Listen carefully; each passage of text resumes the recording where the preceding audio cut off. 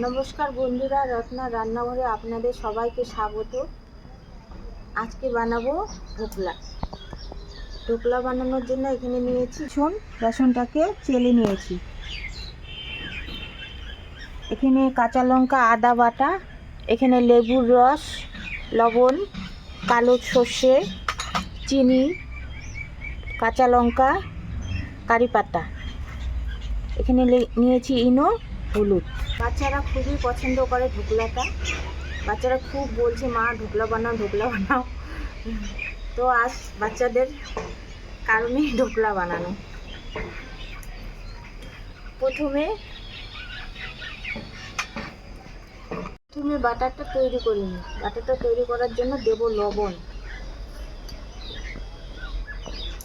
একটুখানি হলুদ, এবার কাঁচা লঙ্কা, আদা বাটা,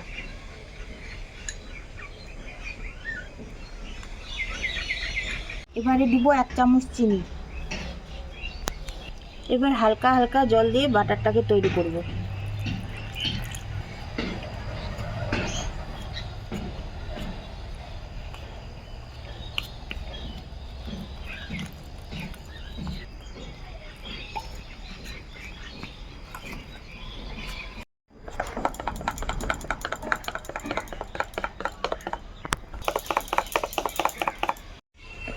এবার দেবো 1 প্যাকেট ইনো।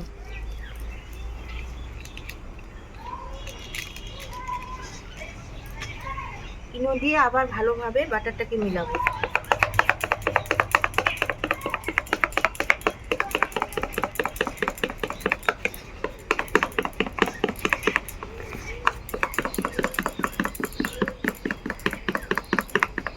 বাটারটাকে ভালোভাবে মিশিয়ে নেওয়া হয়ে গেছে। এবার একটুখানি তেল দিয়ে আবারও মিশাবো।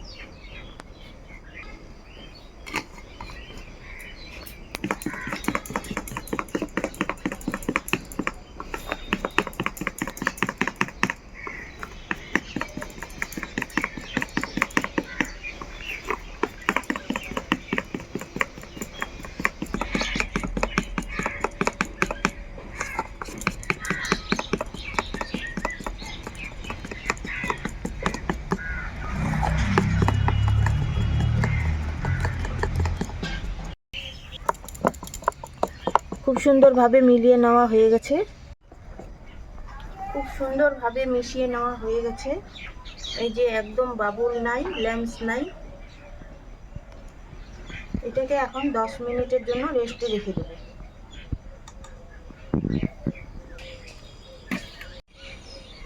10 মিনিট পর ফিরে আসলাম। এদিকে বাটারটি তৈরি হয়ে গেছে। ঢোকলা বানানোর জন্য নিয়েছি বড় কড়াই। কড়াইয়ে দিয়েছি জল। উনুনটা প্রথমে জ্বালিয়ে নিই। কড়াই চেপে দিয়ে জলটাকে গরম করে নেব।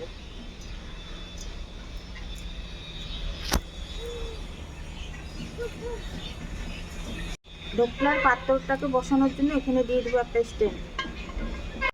ঢোকলা বানানোর জন্য এখানে নিয়েছি একটা থালা। থালার মধ্যে তেল লাগিয়ে দেব।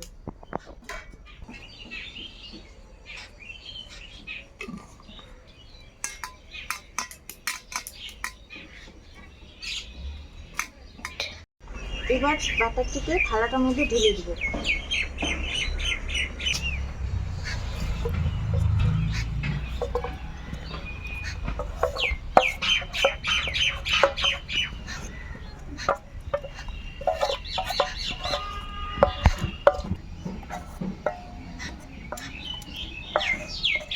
স্ট্যান্ডের উপর বসিয়ে দেব।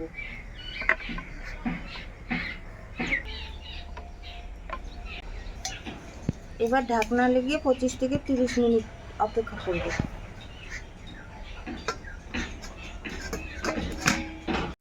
ফিরে আসলাম 25 মিনিট পর। এবার দেখে নেব ঢোকলাটা হয়েছে কিনা।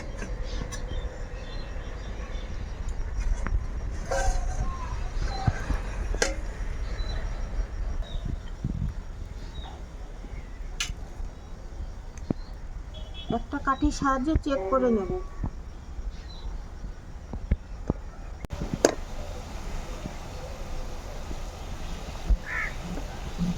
আর একটু হবে, কাটতে লেগে আছে। আরও 5 মিনিট ঢেকে রেখে দেবো।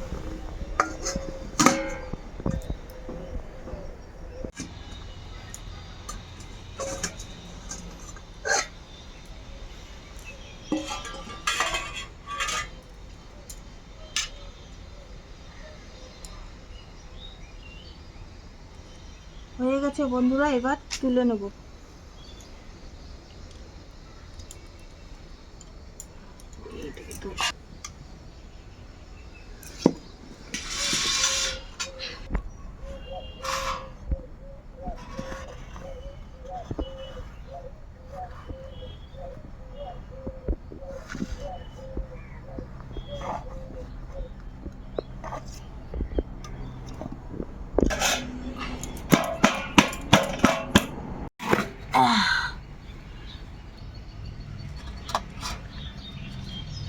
খুব সুন্দর হয়েছে ঢোকলাটা, নরম স্পঞ্জি।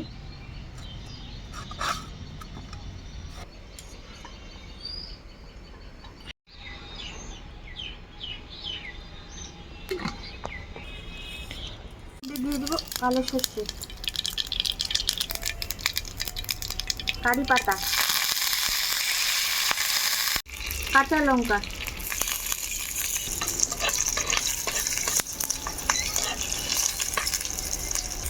এবারে দেবো জল,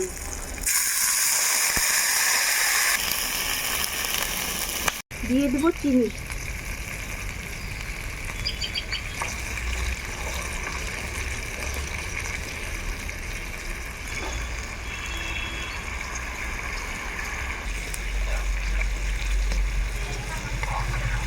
চাশনি তৈরি হয়ে গেছে।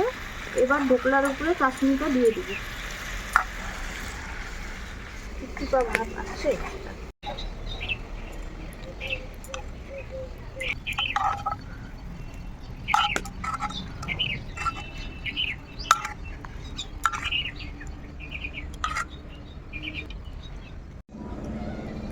বন্ধুরা, ঢোকলা তৈরি হয়ে গেছে। আমি একটা ভুল করেছি, চাশনির মধ্যে লেবুর রস দিইনি, লেবুর রসটা পড়ে আছে। তো আপনারা চাশনিতে লেবুর রস দিবেন। তৈরি হয়ে গেছে আমাদের ঢোকলা। ভিডিওটা ভালো লাগবে, আর যদি ভালো লাগে থাকে তাহলে অবশ্যই লাইক, শেয়ার, সাবস্ক্রাইব করবেন। দেখা হচ্ছে নেক্সট ভিডিওতে।